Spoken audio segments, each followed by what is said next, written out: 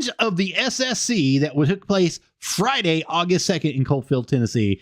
Come on in and let's get slammed together. Joining me now is my special guest, the evil Spock Bunny herself, Princess Lady K. How have you been doing? Hello, beautifuls. Yeah, we've been doing pretty good here at Wrestle Talk with Arabbidb3aver. I hope everybody out there is doing wonderful as well. We are excited because we got to visit and see NWAJCP firsthand for ourselves. And we took a little video of it. We put some videos up on Facebook under the Reels. We're working on TikTok, getting the TikTok Reels out there and getting everything going for you guys. But we want to let you know we had a fun time at NWAJCP. And what a crowd. They had a great crowd, great show, great entertainment, great everything. What do you think was your favorite match of the night? Gustavo and Angston. Gustavo and Angston. So it was a 4-on-4 tag team match. Gustavo, Angston, Toby Farley, and Andy Optimal were in one corner. The Dreamweaver and the Pain were in another corner with the Heat Seekers. How did that turn out for you there, Spock Bunny? I just like watching them because they're so funny. They're so good together. They are. Their movements are very fluid and they all just work very well together. They do a great job working together overall, and they have great chemistry inside there. Gustavo and Angston especially, great chemistry inside the ring. Now, Andy Optimal and Toby Farley just squashed a beef that was taking place for a little bit over a year, and it was really interesting to see them work as a tag team and work together and be able to be the tag team and work together like it. Now, if you don't know, I'm looking directly across. The evil Spock Bunny is in the studio today. She's across from me, so if you catch me going back and forth, that's what's going on now. So she's something to see, let me tell you. That old pretty lady. But it definitely was something to see them be able to work together and put themselves all out on the line. I think I had two really good matches in my mind. I really think one of them should have went over a little bit further in the card than the other one. The first was Joe Briggs and Johnny Pogue. The pop that came off of that match really set the tone for the entire show. And it was the loudest pop of the night until the very end, the last match of the show. So in my mind, I think they set it up the way that they needed to, but I would have put him right after Tyler Shoup had his victory. So I'm going to say that Tyler Shoup got a victory over Drew Hood, but I'm not going to say exactly what happened, but let's just say that Shoup-a-dooped all over. He trained harder. He trained harder, baby. That's right. He sure did. He had a lot of fun. But I would have switched those two matches. I would have let Shoup go first, get that out of the way, and then I would have put on top the Joe Briggs match and Johnny Pogue. I think that we really just played itself good into the way that it was running for. However, I have to say, the opening match of now Jamal, the creator himself, McKinney, was a really decent match too. The opening match, they did a great job opening it up, getting it going. Jamal needs to be a little bit farther on the card, especially with the gimmick that they're giving him and the way that they're running him through. That's my personal opinion. Jamal, I'm sorry if I'm messing up your name. I apologize, my friend. But I think you deserve to move on up in the card. And you do a lot for NWA. You do a lot for JCP. Well, not only that, but he was going through the crowds and keeping them active and everything. And he just did a great job just keeping the energy alive. Absolutely, he did, Spock Bunny. He did a wonderful job of making sure that he knew where all the tables were. Everybody knew where the tables were, knew how to get merchandise, knew where the concessions were, wanting to talk to hype up the crowd, wanting to be there. And he was running cameras and doing video footage and just doing everything for them. I mean, did an excellent job for them, trying to make it go out there and be great.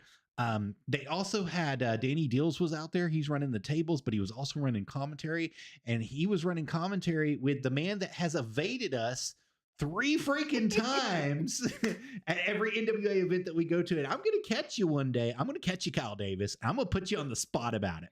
We're going to talk about this one day, Kyle. So, but run. Kyle Davis was there. Just run. Kyle Davis was there, and he was having a blast. He opened up the actual JCP event, showed everybody where they were going, what they were supposed to do.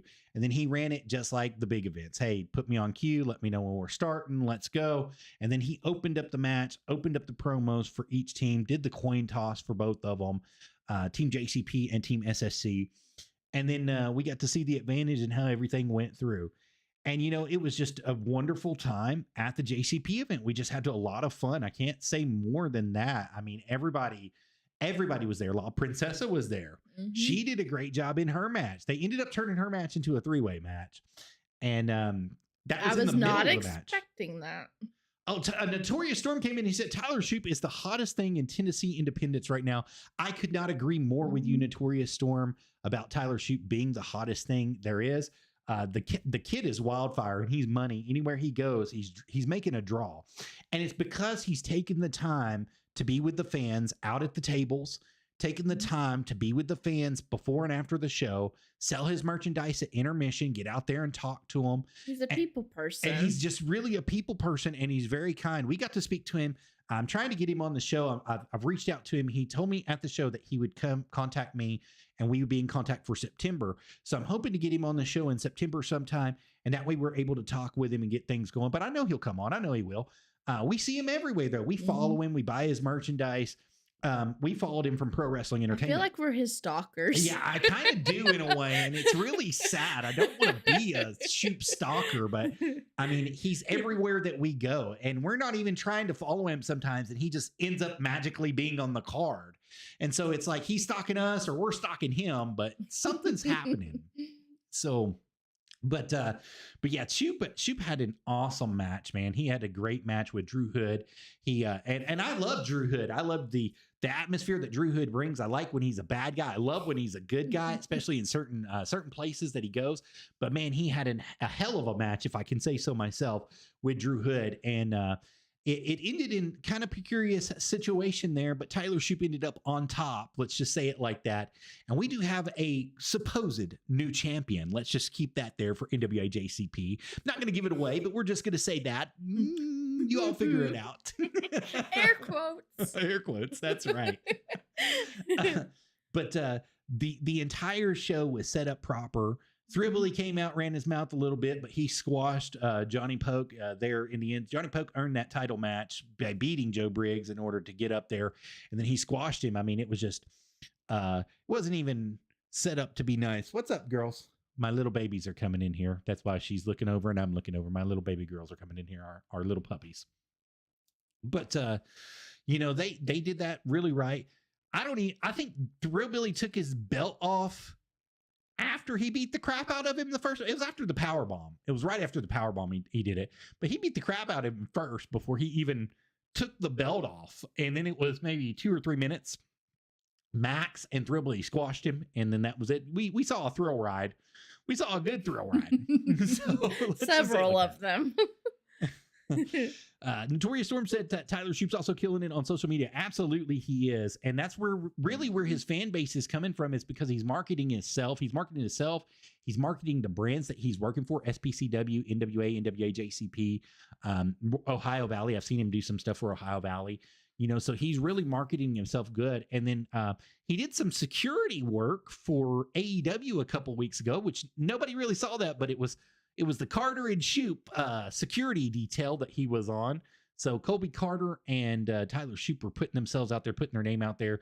And that's really good. He's moving himself up, trying to be able to become who he's supposed to be. And that's how it's supposed to be in this business. Is if you can market yourself, if you can market the fans, if you're a people person, whether you're a heel or whether you're good, and you can market yourself out there, people will come to your table, even if it's just for them to tell you, quote unquote, fuck off. They're going to come to your table. That's what's going to happen. So you have to look at it from both sides. There is, I think that once Matt Cardona did a little promo the other day where he was sitting down and he was talking about being at the table. If you're a heel, you're supposed to be the best heel you can be. And, there's a lot of old school thoughts and mentality saying that you're not even supposed to be at the tables. You're not supposed to do anything. Well, I disagree with that. And I actually agree with Matt Cardona.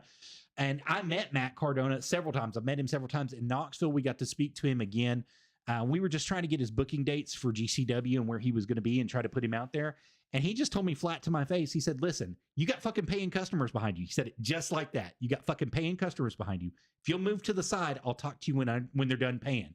And he made me wait for about 10 people to buy his merchandise. And then he said, all right, what do you want? And I said, I just want to know where your booking dates are. I just want to know where you're going to be at, what you're going to be doing. and all that. And he told me, he gave me his booking dates. We got to write them down, got to record it, and then we put it out on our next radio show. But sometimes you have to be that way. If you're a heel, you got to be the best heel you can be. And it's not that he was being rude. It's just that he knows where his butter is bred. And if he took the time out for me to talk to me first and I wasn't buying anything from him, then it was going to cause disrespect amongst the crowd. So he had to put me in my place as a podcaster, as a radio host, to wait on him for his customers to be done. And he knew what he was doing. And he did it from both sides. Well, we saw Matt Cardona, we saw him at 2 different shows. He's done a great job, both shows that we've seen him at. He was the GM for the big NWA show that was in Nashville. He was the interim GM, let's say it like that. He's not the full-time GM, interim GM for that night for Billy Corgan. And I also saw him at another show in Knoxville about 7 months before that. And he was at the table and he signed some stuff for us. And he just done a great job all the way around. I can't say it enough. And when he was talking about people being heels, I agree with his point of view on that. If you're a heel, be the best heel that you can be, but go out to the tables because that's where your butter's bred. That's where you're putting butter on your bread and making it go through. And he's absolutely right on that. Is you don't have to sign everything and you don't have to be personable with everybody. You can still be the heel at the table, but you want them to know that you're out there for them, and that's the ability that you can do.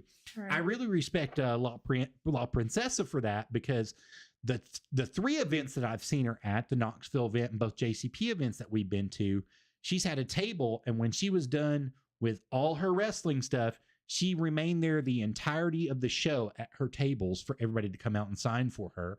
So, Tiffany Nieves, I'm giving you a shout out here because I watch Wrestle Talk with Arabbidb3aver watches who's at the tables and who's not, and who's out there making memories, and who's out there signing, and who's out there selling merchandise.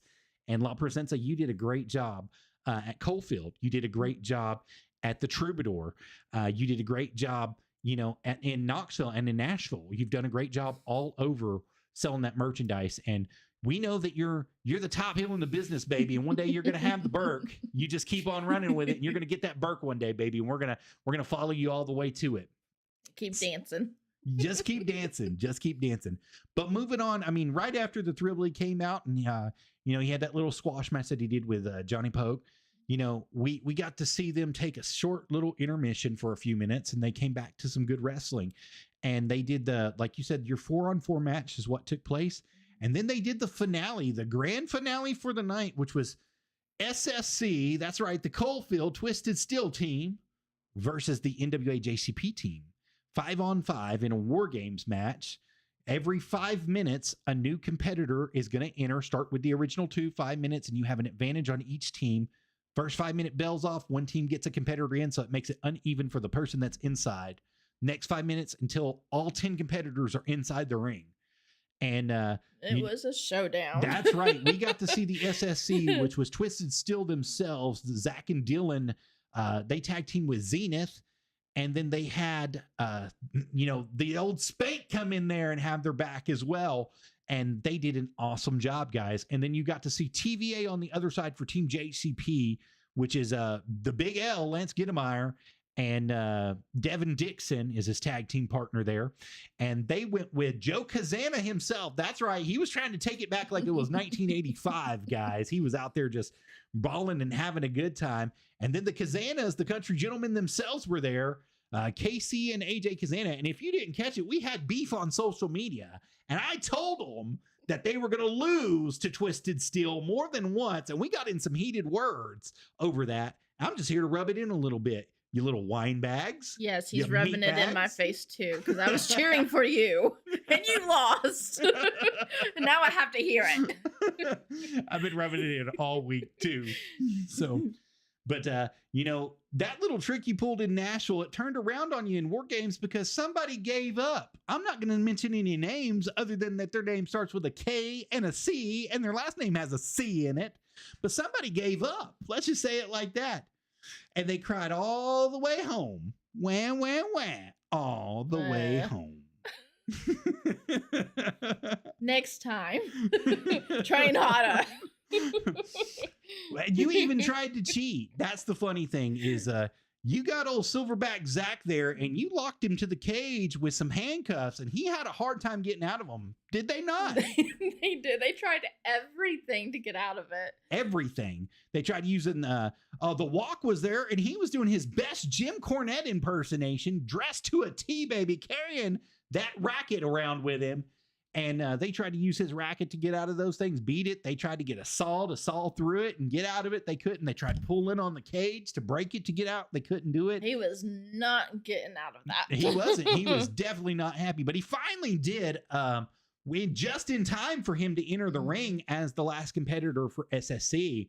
And let me tell you, one of the last competitors, because the Spank was the last competitor. So let me correct myself. Second to last competitor that was out there for the SSC. And once he got in, man, he made it known that he was not happy about being chained to that thing. And even Mr. Joe Kazana joined in. Oh, yes, he did. Joe Kazana got in the ring, and he got some hits taken too. He was taking him and Spank was going at it. He was taking some bumps. Let's just say it like that. And it was well worth it. Well worth the price of admission to go to Coalfield. Would we do it again, Spock Bunny? Yes, most definitely. And we already talked about the crowd earlier, but it cannot be stated how good that crowd was, how big that crowd was, how many kids were in that crowd. So many children. So I counted 634 heads, and that's not including all the children. That was adults. 634 people is what I counted in that building. So there was probably 1,000 people total if you're counting all the kids that are coming through with them. So, they had a huge, huge number there to support them and come on out and be there. And it was beautifully set up. They did it kind of like our screen is right now. You got one ring where the Chris Era is, one ring where the old lady Spock Bunny is, and one ring where myself is. And they had it set up beautifully like that. And on the outskirts, like on the left-hand side, my right-hand side of your screen, out there, they had the Gorilla curtains set up, and they also had their inflatable set up out there to do their music videos and tell who they were. And they positioned it in such a way where everybody could see it, and all they needed was the one. Even in the light, all the lights were on. So, it was just very well put together all the way around. Very professional. And I've got to say something else too, is I am very impressed with the amount of hands that came through and helped Mr. Danny Jones. Danny Jones knows exactly what I'm talking about with setting up that cage around the ring. All of security came out and helped. All of the JPWA kids came out and helped. All of the people from, I think it was IPWA, the other wrestling academy, were there. They were out there helping. They all help set up that ring. They all help set up the cages for the war games. And it may have taken them a little bit of time, but they all worked together hand in hand. They didn't get frustrated. They didn't let it go. I yelled once during that because the crowd was not letting the people with the cages through. So I yelled, "Make a hole," like he used his military voice. The military Everybody voice. Looked at him. Everybody stopped and looked, but they made a hole, did they not? They did. And they kept that hole there until they were able to get the cages back up. And I think that shows the camaraderie that they had for this event, what was going on in that event. And the concession stand, the concession people, all the money that went to concessions was going to help the SSC themselves and also the Coalfield High School to get new uniforms and to help all their students with lunches and aid and everything. So everybody who bought concessions at the show, thank you guys so much. Without you, it was not possible for them to do that. I want to thank you from the bottom of my heart because that's a big, big thing, especially here in Tennessee. There's a lot of underprivileged kids, a lot of underprivileged adults that are still working on getting their education. That money is going towards helping them get their education in that area and also helping towards new clothing, new things for them. Come here, girl. So it's helping directly for that. How you doing, baby? Yes. Hey, little hoe bags. So these are my little puppy hoe bags down here. There's 2 of them. But yeah, so, thank you guys so much for everything that you all did, helping out in that, and all the ticket sales that went through. I didn't see exactly how many tickets were sold, but like I said, I counted over 600 adults there, 634 adults there. I know they sold quite a bit online, but they were still selling the paper tickets at the doors. At the door. They were selling them like wildfire too. I know that they ran out at one point in time because they had to go and get more tickets from the back. Well, when we were there, we just got there and they were already running through the tickets. Yeah, we were on their third roll. So we were their third roll and we were just minutes after the door opened getting in. So, I mean, really, like we didn't stand in line maybe 5 minutes to get through the door as soon as they opened the doors, and we were their third roll of tickets. So they did a great job selling tickets. They did a great job promoting that event. They did a great job online, and the big companies, the home company, the NWA, did a great job putting it online for people to see in their territories. And that's what the territory events are all about, is making sure that you get ticket sales and making sure that you have people there that can hold their end of the bargain. Now, I will say this. I'm a little upset that Jax Dane didn't make an appearance to challenge Thrillbilly. I wanted to see Thrillbilly and Jax Dane go at it. And I know I'm going to get that match one day, but the question is when. So next time. Maybe next time, hopefully next time. But that's my only gripe and complaint, NWAJCP, for everything that you all did. The lighting was great. The event was great. The seating was great. It got a little hot. It was air conditioning, but it got a little hot because we had a lot of people in there, but it was still air conditioning. That's a big plus for you guys. You did a wonderful job there, making sure that you had all your wrestlers taken care of and all the fans taken care of in a great building. And you sold out the building. That's another thing, is it was a sellout right there in COALFIELD. So congratulations to you guys. And hopefully this will keep up. KFW is going to be hosting in October the 4th or the 11th. The 4th, October 4th is when they're going to be hosting for their event. And it's going to be at the Sevierville Civic Center. That's going to be down there. I hope to God that you all sell it out too, Tommy. I know, Tommy, you're watching. Tommy, I'm going to tell you, man, you've got a long road to hoe, but with Tom Latimer coming in, and you got, the Impaler, the little lady from the wasteland coming in, Max the Impaler's coming in for you. Also, you've got none other than Jay Lethal is going to be coming in for you. So I hope to God you sell out that place at the Civic Center, and I hope that we're going to be a part of that on the 4th when it takes place as well. We want to be a part of that on the 4th when it takes place as well. Spock Buddy, any last words? Nope. You got everything covered? Yep. Also, guys, I want to mention No Joke Johnny Poke is going to be on the show on Tuesday night, 8 p.m. He's going to be right here with Wrestle Talk with Arabbidb3aver. We want each and every one of you guys to come on out. And then also Thursday, we're going to be talking with Christopher Battle at 8 p.m. as well. We're going to be getting the scoop from both from Championship One Wrestling and No Joke Johnny Pope, all the territories that he's in, SPCW, NWAJCP, IWF, all of them. So we're going to be talking to him about some good stuff. We want to invite each and every one of you guys to come on out and be there right here on the Arabbidb3aver channels, wherever you catch us, whether it's on Facebook under Joseph D. Hughes or under any of the social media that you see under there. Kick at Arabbidb3aver, Twitch at Arabbidb3aver, Twitter at Arabbidb3aver. You can catch us on YouTube at Nerdy Gaming with Arabbidb3aver132, not Beaver, Beef, B-E-A-V 132. That's how you catch us. It's right there on the bottom of your screen, guys.